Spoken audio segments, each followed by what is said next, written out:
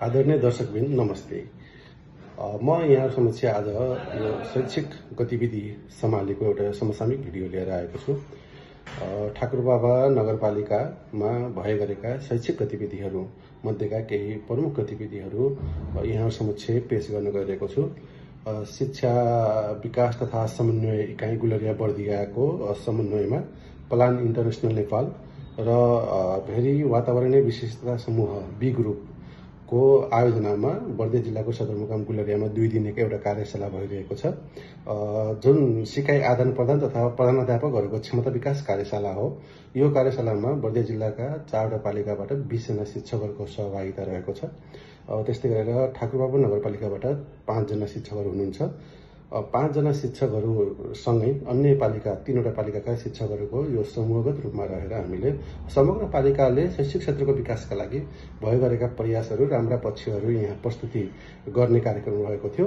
So सन्दर्भमा ठाकुरबाबा नगरपालिकाबाट हामी यहाँ सहभागी भएका शिक्षकहरूको प्रतिनिधित्व गरेर समग्र रूपमा यज्ञ नेपाल सरले यो ठाकुरबाबा नगरपालिकाले शैक्षिक क्षेत्रमा गरेका राम्रा अभ्यासहरू प्रस्तुत गर्नु भएको छ। सोको भिडियो यहाँहरू समक्ष अबको प्रस्तुति रहेको छ। कृपया एकछिन हेरेर प्रतिक्रिया दिनुहोला। धन्यवाद। धेरै कामहरू ठाकुरबाबा नगरपालिका मार्फत हामीले विद्यालय तहमा गरेका छौँ। पहिलो कुरा त ठाकुरबाबा नगरपालिकामा यो सामाजिक क्षेत्रमा करिब 52% भन्दा शिक्षा स्वास्थ्यमा गएर 52% भन्दा बढी बजेट विनियोजन भएको छ ठाकुरबाबा नगरपालिकामा। र यस वर्षदेखि पहिलेसम्म हाम्रो गत आर्थिक वर्षसम्म कक्षा 10 सम्म निशुल्क थियो। अहिलेदेखि कक्षा 12 सम्म पूर्ण निशुल्क गरिएको छ हाम्रो नगरपालिकामा। त्यसै गरी कक्षा 5, 8 र 10 मा निशुल्क उपचारात्मक कक्षा विद्यार्थीहरूलाई निशुल्क भन्नाले त्यो लाग्ने शुल्क चाहिँ नगरपालिकाले दिने गर्छ। ट्युसन फिस नगरपालिकाले सञ्चालन गरेको छ, जुन हामीलाई यो बी ग्रुपले अब रियल प्लान चलाए जस्तै गरी अब बी ग्रुपको सपोर्ट रहन्छ, सरकारको सहयोग रहन्छ। त्यो ट्युसन फिस 5, 8, 10 को चाहिँ विद्यार्थीहरूबाट हामी लिँदैनौँ, नलिकन पढाउने गर्छौँ। पढाइकुना निर्माणहरू भएका छन् र यो कार्यक्रमको निरन्तरता चाहिँ मर्मत सम्भार कोषको स्थापना भएको छ। सबै विद्यालयहरूमा मर्मत सम्भार कोषका लागि रकम चाहिँ जाने गर्छ। तोके अनुसार हामीले यो रिभल्भिङ फन्डको रूपमा हामीले खर्च गरिसकेपछि रकम दिने गरेको छ नगरपालिकाले। अभिभावक उत्प्रेरणा कार्यक्रम, त्यसमा पनि विद्यार्थी उत्प्रेरणा र सँगसँगै आमा उत्प्रेरणा। धेरै जसो अभिभावकहरू अब बुवा अभिभावकहरू पाउन बहुत गाह्रो हुन्छ, समुदायमा आउनुहुन्न, त्यसैले आमा उत्प्रेरणा कार्यक्रमहरूलाई राखेको छ। नगरपालिका तहबाटै पनि हुन्छ, विद्यालय तहबाट पनि हामीले गरिरहेका हुन्छौँ। मोबाइल एपको प्रयोगबाट SMS मार्फत हाम्रा सूचना जानकारीहरू विद्यार्थीहरूसम्म जाने कार्यक्रमहरू पनि अब सबै विद्यालयमा भइसकेको छैन, धेरै विद्यालयमा सुरु गरेका छौँ। संस्कारसहितको शिक्षा विभिन्न विद्यार्थीहरूमा, जस्तै अब विभिन्न विद्यालयहरूमा अहिले यो बर्थडेमा केक काट्ने, चक्लेट बाँड्नेको सट्टा अब कुचो दिने, त्यसपछि गएर साबुन दिने जस्ता कुराहरू सुरुवात भएका छन्। विद्यार्थीहरू सुरु गर्छन् बिहानीको समयमा। अनि एकै प्रकारको पोसाक सबै विद्यालयमा विद्यार्थीको एउटै पोसाक छ। त्यसैले यो सामुदायिक विद्यालयको विद्यार्थी भन्ने चिनिन्छ, कुन विद्यालयको भन्ने चाहिँ छैन, सबैको एउटै पोसाक छ। पालिकाभरि सबैको एउटै पोसाक छ, एउटै पोसाक छ। र अनि बिहानको समयमा साङ्गीतिक पिटी मार्फत एउटै खालको पिटी गराउने गर्छौँ।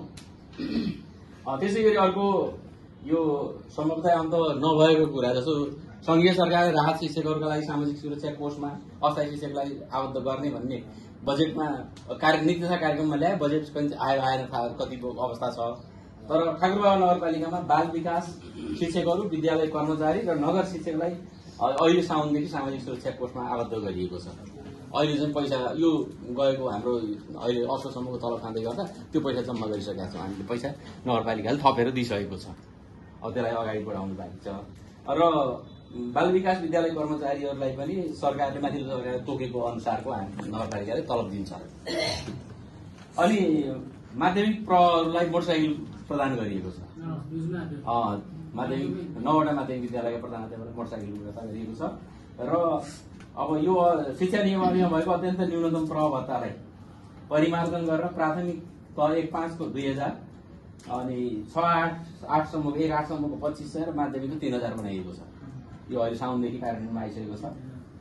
र उत्कृष्ट रिजल्ट ल्याउने शिक्षकहरू, विद्यालयहरू र उत्कृष्ट नतिजा ल्याउने विद्यार्थीहरूलाई सम्मानको कार्यक्रम पनि राखिएको छ। विभिन्न विषयगत रूपमा 3-3 वटा शिक्षकहरूलाई सम्मान गर्ने गरिन्छ।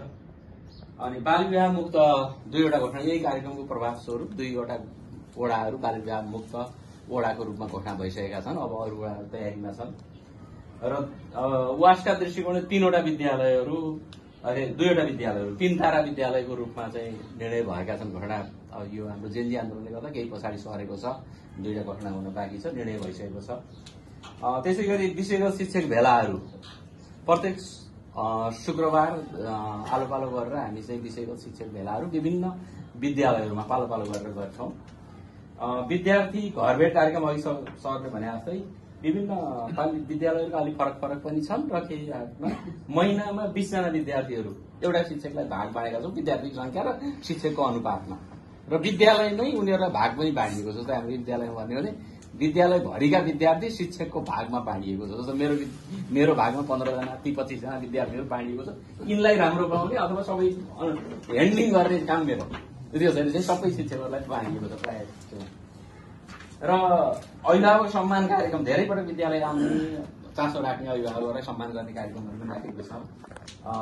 र विज्ञहरूबाट उत्प्रेरणा विभिन्न पालिकाले विभिन्न समयमा विभिन्न क्षेत्रका विज्ञहरूलाई बोलाएर उत्प्रेरणात्मक कार्यक्रम शिक्षकहरूका लागि विद्यार्थीहरूका लागि प्रधानाध्यापकको लागि त्यो कार्यक्रमहरू पनि गरिरहेका छौँ। अनि र अर्को यो शिक्षक बैङ्कको व्यवस्था छ हाम्रो पालिकामा। अब शिक्षक बैङ्क भनेको शिक्षक खाली हुने बित्तिकै अब यो विशेष गरी नगर शिक्षकहरू अरू अस्थायी शिक्षकहरू र लामो सुत्केरी विधामा बस्नुपर्ने अवस्थामा तुरुन्तै त्यो बैङ्कमा भएर पहिले नियुक्ति गरेर भन्नाले परीक्षा लिएर सबै वेटिङमा राखिएको हुन्छ, उहाँहरूलाई तुरुन्तै पठाउने गर्छ, क्लास हेम्पर हुँदैन, त्यो व्यवस्था गरिएको छ। ड्रप आउट रेट घट्दो अवस्थामा चाहिँ ठ्याक्कै अघि भने जस्तै गरी अब विद्यालय बाहिर त छैनन् विद्यार्थी। अघि सरले भने जस्तै त्यही हो, इन्डिया बीचमा ग्यापिङ भनेको अभिभावकहरू इन्डियातिर काम गर्न जाने, जसका कारणले अनि तिनीहरू चाहिँ केही समय अभिभावकसँगै जाने र आउने त्यो चाहिँ छ। तर पूर्ण रूपमा विद्यार्थीहरू त्यसरी विद्यालय समुदाय भनेर विद्यालयभन्दा बाहिर चाहिँ छैनन्। र यस्तै विद्यार्थीहरूका लागि भनेर अनाथ आवासीय विद्यालयको पनि सुरुवात गरिएको छ। र हाम्रो पालिकामै त्रिभुवन नमुना माध्यमिक विद्यालय बर्दिया जिल्लाको सबभन्दा धेरै विद्यार्थी भएको विद्यालय पर्दछ। र अर्को के भने जस्तो एउटा ठाकुरबाबा नगरपालिका नक्स बनाएको के छ भने 1 वडा 1 माध्यमिक विद्यालय, 9वटा वडा छ 9वटा माध्यमिक विद्यालय छ। 10वटा बनाउनै पाइँदैन, एनमै व्यवस्था छ त्यहाँको, 10वटा बनाउन पाइँदैन। त्यसैले र विद्यालयहरू पनि विभिन्न किसिमका साना विद्यालय मर्ज गर्दै गरेर अब 33-34वटाबाट मर्ज गरेर अहिले 18वटा विद्यालय पुगेको छ। विद्यालयहरू चाहिँ अनावश्यक रूपमा कम विद्यार्थी भएको ठाउँमा मर्ज हुँदै आएको छ। र अघि सरले भन्नुभएको थियो शुक्रबारको अवस्था, शुक्रबारलाई हाम्रो क्यालेन्डरमा र नगरपालिकाले शुक्रबार सिर्जना बार भनिएको छ। त्यो बारलाई विभिन्न किसिमका कार्यक्रमहरू गरेर गर्छौँ। जस्तै विद्यार्थीहरूलाई काम उपयोगी हुने खालका धुना टपरी बनाउनेदेखि लिएर होइन खाद्य परिकारहरू प्रस्तुतिका कार्यक्रमहरूदेखि लिएर होइन विभिन्न किसिमका कार्यक्रमहरू हामीले सञ्चालन गर्छौँ। विभिन्न विद्यालयहरूमा फरक फरक किसिमका कार्यक्रमहरू हुन्छन्। सांस्कृतिक पोसाक, अब कतिपय सांस्कृतिक पोसाक प्रस्तुति हुन्छ, खाद्य परिकार प्रस्तुति हुन्छ, यस्ता खालका कार्यक्रमहरू सञ्चालन गरिरहेका छौँ। र यसले चाहिँ विद्यार्थीहरूमा भोलि केही गर्नुपर्छ। अनि त्यसै गरी अब पढ्दै कमाउँदै कार्यक्रम अन्तर्गत विद्यालयहरूमा साना करेसाबारीहरू हरित विद्यालयहरू बनाउने कार्यक्रमहरू पनि सुरुवात गरिएको छ। हरित विद्यालयका लागि बजेटहरू पनि नगरपालिका मार्फत दिने कामहरू गरिएको छ। यो अभाव 1 कोठा 1 शिक्षकको अभाव चाहिँ पुर्याउनुपर्छ भनेर विद्यालय नगरपालिकाले 69 जना नगर शिक्षकहरूको व्यवस्था गरेको छ। त्यही संख्यामा 7 जना बाल विकास शिक्षकहरू पनि थपिएको छ।